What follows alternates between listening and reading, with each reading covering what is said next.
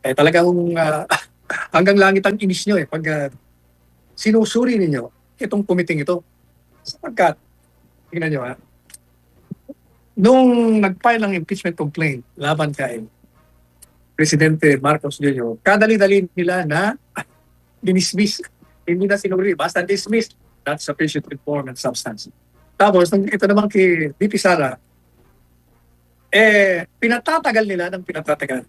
Matapos, namadalian din na nagbigay sila ng ruling ng desisyon na yung dalawang impeachment complaint ay naaayon at sufisyente sa forma, hindi lang sa forma, o hindi sa sustansya.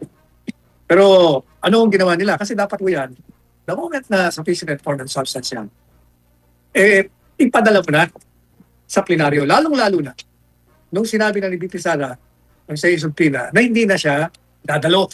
Sapagkat yung pagdalo dyan sa Committee on Justice, sa kanilang pagtinik, ay hindi naman obligatory, hindi sa pilitan. Yun ay isang pribileyo o karapatan na kung ayaw mong dumalo, o hindi huwag kang dumalo. Pero may dahilan naman kung bakit siya dumalo. Ang sabi ng mga abogado, paano naman kami dadalo dyan? O sasagot? Wala naman kayong mga aligasyon na nagpapakita na maaaring nag-commit ng krimen itong si VP Sara, ang kliyente namin. Kaya, ba't pa kami pupunta dyan? Maliban pa dyan. Mamaya, i-discuss natin. Tinatawag nyo pang isang mini-trial. Ano pang dahilan? Gaya po na sinabi natin sa inyo. Kung ikaw ay objective na tao, kahit hindi ka abogado, gagamitin mo lang yung sentido común. Ang magiging conclusion mo, wala talagang kapatay-batayan, katawa-tawa ang mga aligasyon laban kahit isa. Kaya nang sinabi na ho natin, paulit-ulit sa ating program, yung ground ng illegal disbursement of confidential funds ay hindi po pwedeng maging patayan para i-demanda mo sa impeachment. Sapagkat, unang-una, wala pang ang pinal na sinasabi ang Commission on Audit na irregular nga ang ginawang paggasto sa confidential funds. Pangalawa, yung pong notice of disallowance na binigay, ay ang ibig lang naman sabihin nun, kulang ang mga requirements mo. At katunayan, out of the 125 million, marami din silang nasumite. Kaya ang natitira na lang sa hindi pabaliwanag sa paggastos dahil wala pang mga tinatawag na paliwanag o resibo, ay mga 70, hindi tayo nagkakamali, mga 75 million na lang o 78 billion.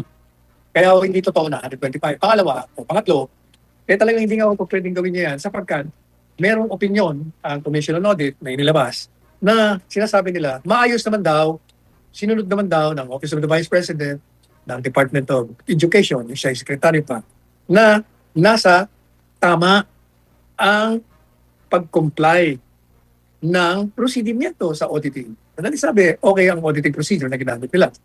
So paano magiging isang impeachable ground ng betrayal of the public trust at culpable violation of the Constitution? Hindi nga isang krimen Hindi nga irregular Hindi pa. Wala pa nga premature kung baga. Yan, isa yan. Tapos, yung demanda sa kanya na di umano ay pinagbantaan ang tatlong opisyal ng gobyerno, ang presidente, ang first lady, ang dating speaker ng Kamara de Representante. Napapatayin sila. Pero katotohanan niya, kung titignan nyo, hindi yung pagbabantay. Parang ito ay bibigay impormasyon sa publiko na ang kanyang buhay na matagal niya nang sinasabing nanganganib ay mukhang tutuluyan siya at sinasabi niya na ang pinaghihinalaan niya 3 tao at binanggit niya nga yung 3 tao at parang sinasabi niya sa sambayanan na ito, pag ako'y napatay dito, ipaghiganti niyo ako. At meron na nga akong kinausap na ito, ang mga palagutin nyo. Ano ibig sabihin nun? Ibig sabihin nun, inihahayag na lang ang maaaring sabwatan plano sa pagpatay sa kanya. At alam nyo, sa ilalim ng grave threats, kailangan na yung banta ay ginawa mo yan at may realidad na tunay na banta, talagang banta, grave, kaya nga threats, grave threats. Pero ito ay kondisyon May kondisyon. Yung banta, mangyayari lang kung patay na yung nagbabantay. Paano mo ngayon masasabing nagkaroon ng krimen itong nagbabantay? Patay na siya kung mangyari nga yung pagbabanta. O kaya, yun katawa-tawa na yung isang impeachable ground ay nanggagaling sa isang hindi nga krimen. Kung hindi krimen, ay nalalong hindi impeachable ground. O, meron pa akong isa. Sabi, si VP Sara nangikayat ng rebellion, sedisyon laban sa gobyerno. Bakit? Kasi ini-imagine niya, iniisip niya sa kanyang sarili. Napupugutan niya ng ulo ang Presidente Marcos Jr. Naman iniisip pa lang pala. Kung baga, imahinasyon lamang. Kung ang alam po ninyo sa ating batas, maaari mong isipin, planuhin ang pinakamaselan, pinakamakaalimaw na krimen sa isipan mo. Pero kung hindi ka naman kumikilos para isagawa yun, kuha ka ng hakbang o mga hakbangin tungo sa pagpapatotoo sa iyong iniisip, hindi yung krimen. You can imagine the worst of crimes, but it cannot ripen to a crime unless and until overt acts are performed in pursuance of your plan. Maliwanag po yun. Di anong ibig sabihin. Di katawa-tawa na naman ang ginagawa nila. Impeachable ground. Batay lamang sa isang imahinasyon. O ano pa. Sabi ko nila, si Inday Sara, mayroong hindi mapaliwanag na kayamanan yan. At ang prueba po nila, ito ang prueba nila, at pinasugpila pa nila, ang prueba nila, yung kanyang mga SALN, Statement of Assets and Liabilities Network, itong dokumento na inihahain, sinusumite ng isang public official kaugnay sa kanyang mga income o kinita niya sa isang taon. Obligado sila. Kung hindi ka nagpahal niya, sigurado may kaso ka. Pero madalit sabi nitong komite, lalong-lalo na yung isang miyembro dyan, ang kalakas ng loob ng tinamaan ng magaling na ito.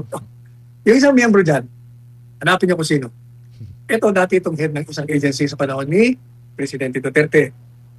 Maniwala ba kayo, isang taon pa lang, ito'y naglakbay sa iba't ibang bansa. 15 o 17 beses. Kaya galit na galit si Presidente Duterte. Napakakura pala nito. Biro mo gumagastos ka ng pera ng taong bayan sa pamamasyal mo. O, tinanggal mo siya. Naging kongresista sa isang party list. Ngayon kung makaasa, akala mo napakalinis. Ang talaga rin naman napakakapal ng mukha nito. Tapos sabi niya, kaya sabi ng mga abogado ni dito sana, wala naman kayong ultimate facts.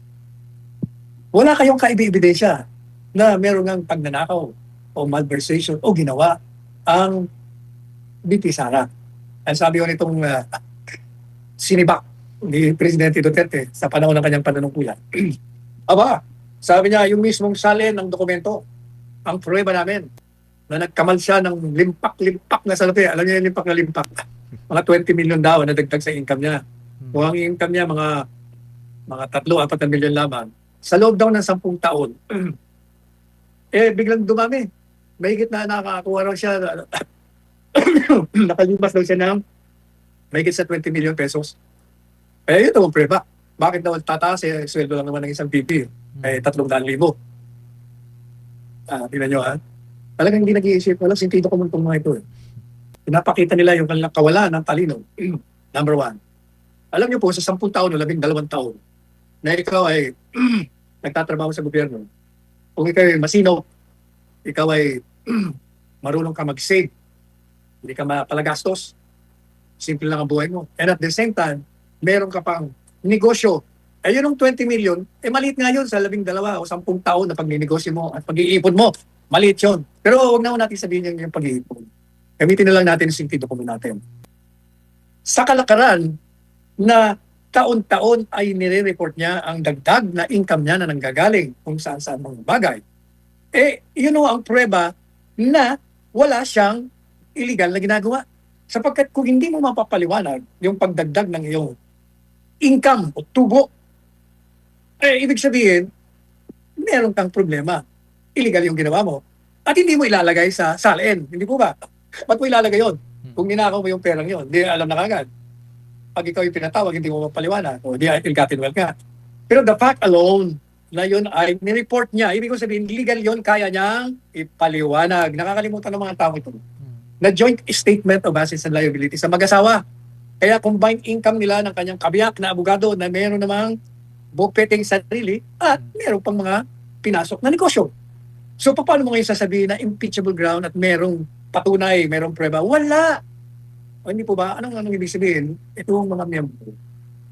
Ang gusto lang talaga nilang para patagalin hearing dyan sa Committee on Justice, magkaroon sila ng platapormang magagamit para ituloy ang paninira kay VP Sara, magpasikat sila, mambuli na naman sila kung sinong patatawag nila kung sumipot man. Yan po ang dahilan. Ang plano kasi nila, tatakbo sa halalan. Mahal, magbayad ka para mag-advertise ka sa mga billboard na yan, sa mga TV program na yan. Pero ito libre kasi araw-araw nandiyan ang lahat ng media networks, mga dyaryo, mga radyo, o libre. O kaya pagkakataon natin to. Kaya gamitin natin. O yan ang ginagawa nila, kaya pinatatagal nila. Alam naman natin, mamaya di-discuss natin na moro-moro lang ito.